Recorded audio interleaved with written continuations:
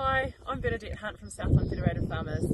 You're probably watching this to find out a bit more about the stand that we made at the Southland meeting this week about winter grazing consents. And I'm standing here in our winter crop paddock from this winter just gone. Hasn't yet been recultivated, but I'm standing here to tell you a bit more about why we've made that stand. It's really important to note that resource consents have a purpose. They're supposed to place extra scrutiny where the highest risks are. If thousands of people have to get them for an activity, it's not targeting the highest risk.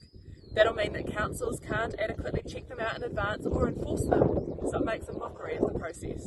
You'll pay a fee for a piece of paper, but there's nothing behind it. That's why we don't support these ones. Let's compare it to another high-risk activity, driving your car. If you drive a car, you're at risk of speeding. So applying the same logic, everyone should just pay up front for a speeding ticket, shouldn't they? Would we buy that? I don't think so, and that's why we're not buying this either. There is a but though.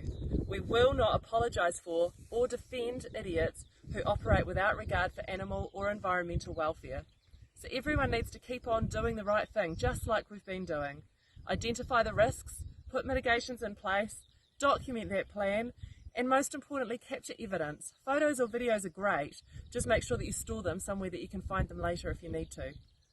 All that said, we say a firm no to this new requirement for winter grazing consents. It's been brought about by shoddy government legislation and exacerbated by poor government processes that mean that the systems embedded in their rules aren't ready to go. And the government refuses to acknowledge that by delaying the implementation until they are ready.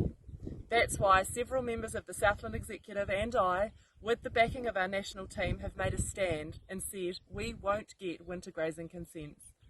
We're not making a call that everyone should boycott the consents. This has to be an individual decision and a risk that everyone individually chooses to take. However, we're pretty confident that we'll have safety in numbers. They can't prosecute us all, and if they do decide to make an example of a couple of us, I know that as a rural community, we'll have each other's backs, and Feds will draw on its expertise to support us.